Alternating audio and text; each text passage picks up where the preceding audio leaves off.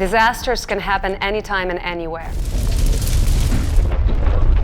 It is important that we are all prepared for them, including blind and partially sighted people, deaf, hard of hearing and deaf-blind people, and their family members and personal assistants.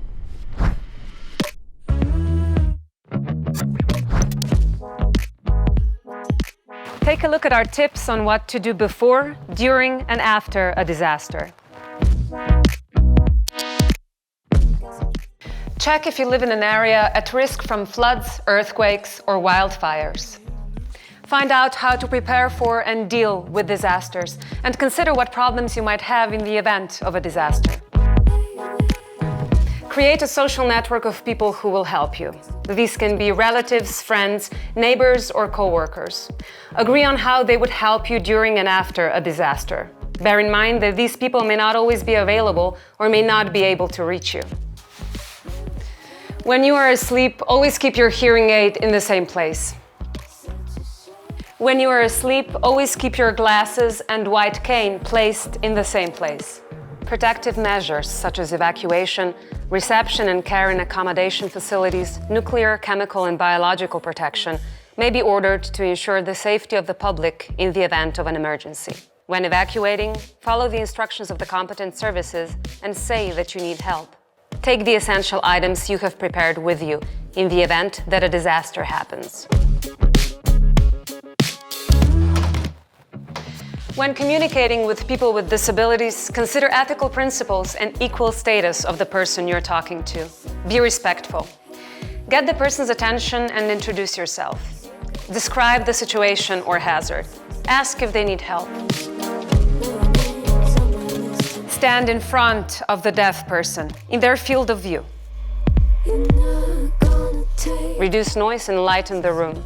In the event of a power cut, a battery-powered torch can help. It is important that the person has a good view of the person they are talking to, especially of the lips and face. Speak clearly, slowly, and in short sentences. If the person does not understand what you are saying, repeat it or say it in another way. You can communicate a lot by pointing to an object, nodding, shaking your head, and so on. Use your phone or take a piece of paper and write down what you want to say. If a sign language interpreter is helping you to communicate, look at the person you're talking to, not the interpreter, as this is the best way to see how the person is feeling. When communicating with a blind person, speak first and/or gently touch their hand and introduce yourself. Describe the situation or hazard. Ask if the person needs help or an escort. When communicating, use short and clear messages. Replace non-specific words, such as here, there, with a description of the situation, straight ahead, to your right. Avoid nodding and other nonverbal messages. Check that the person has understood the information. If they have a guide dog for the blind, they should take it with them to guide them. If the person uses a white cane, they should also take it with them.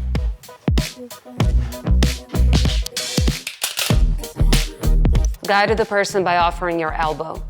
Adjust the speed of movement or walking to the blind person. Walk one step ahead of them. Draw their attention to obstacles. There's an overturned chair in front of you. In the event of an earthquake, look for shelter under solid tables, along interior load-bearing walls, or in door frames in load-bearing walls. Squat down, bend your head to your knees, protect it with your elbows, and cover the nape of your neck with the palms of your hands. If you are outside, go to an open space. If you are trapped in rubble after an earthquake, stay calm.